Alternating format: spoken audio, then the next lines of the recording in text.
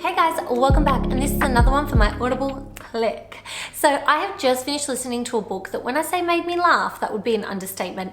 This book made me proper cackle. So you know it's written by a very talented, funny comedian that has a little bit of a trash mouth and unfiltered, just the way I like my women.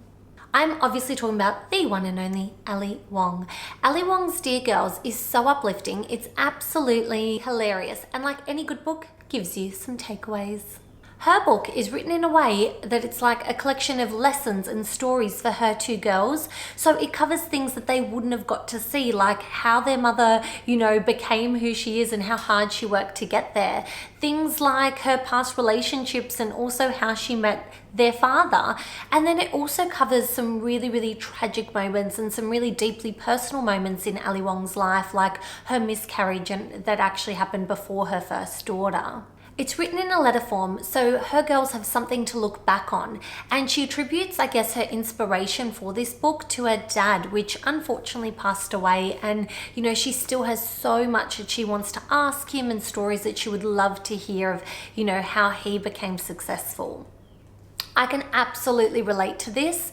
As someone that lost their dad really, really young, all you're left with is really stories through other people's words and none in his own words, I guess I can say. So this book was so inspiring and I just love the concept of it.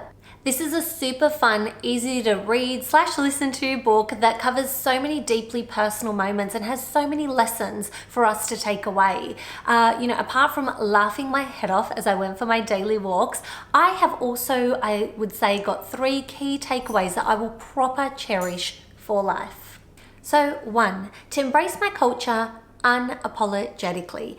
Ali Wong has made mention so many times how much her culture is so deeply ingrained. I mean, she knows a good Asian spot to eat just by the telltale signs of their street sign, okay? She has, studied abroad in Vietnam. She talks about predominantly being attracted to Asian American men. I mean, she is almost like the poster child for cultural pride. And she's really opened up my eyes to all food being amazing. I mean, things like, blood cubes and pig's feet. These foods are nourishing nations. And I love that she just let me kind of understand that in such simple words. I mean, yes, who was I to make a funny face about that when I'm over here with my steak and 2 veg like a boring bitch? I feel like often many of us mold into our environment, and I know like someone like me that was, born in Bosnia and came over to Australia really, really young, I was always trying to assimilate into my environment. I mean, I just wanted to be like my friends. They didn't have a refugee mum that was coming to pick them up from school with woolen socks and slides. And I know what you're thinking, but that was actually before slides were a thing. Though genuinely, it has made me look at all of the beautiful things in my culture and just really understanding that I actually want to start embracing it more. Now, I am far from being an Aussie Shazza that, is about to audition for Farmer Wants a Wife, but I do have a ways to go to be that kind of ideal Bosnian Australian blend that I think now I really, really want to get to. So thank you, Ali Wong, so much for giving me that gift of my cultural pride through yours. Number 2, finding a partner that elevates your success. So Ali Wong is a very successful woman. She even makes mention in her stand-up that she makes more bank than her man. But something I loved hearing in Dear Girls is just how much her partner elevates her success, even from, being the butt of a lot of her jokes and also selling merch at her shows. I love that. He brought his parents to her show so they too could see just who Ali was. She wouldn't have to hide her vulgar jokes or, be this PC Asian girl around them. Instead, she just got to be herself. So it wasn't only professionally that her partner would elevate her, but it was personally as well. It kind of sounds like Ali Wong has found the perfect man for her that doesn't look to censor her, edit her, control her in absolutely any way. And I love that for you, Ali Wong. I know from my past experiences, I have been heavily edited around my partner's family and also, told to refrain from saying things around their friends like, what did they think I was going to say?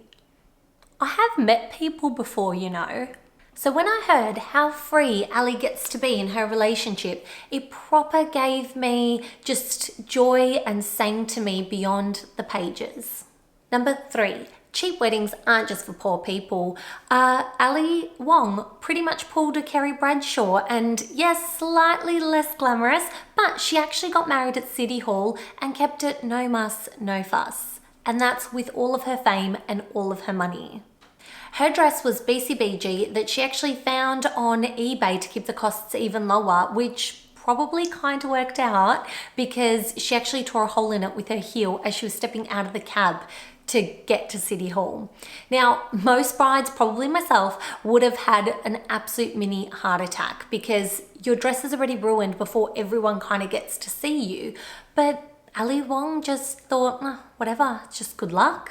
She moved on with her day and she had a really simple dinner with minimal friends, and predominantly the emphasis at dinner was just family. After that, she actually performed for everybody, and when I say everybody, it was at a comedy club, so there were strangers there as well. She performed a comedy routine that night in her dress.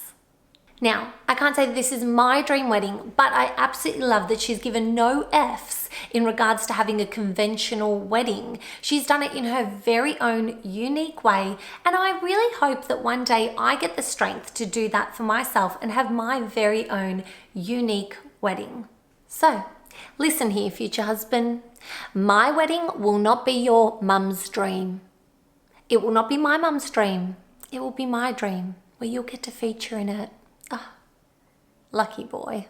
Okay guys, so another book that allows us to embrace exactly who we are, because Ali Wong has embraced exactly who she is, down to her hairy downstairs, which she keeps mentioning. Secretly, I'm loving it. This book has made me laugh so much. I actually did share it with one of my girlfriends, Tina, and she loved it as well. So now I'm sharing it with all of you, and I hope that you absolutely love it. Okay guys, so if you like this video, make sure to check out my other Audible Click videos and subscribe to the channel. I adore you guys so much. Bye.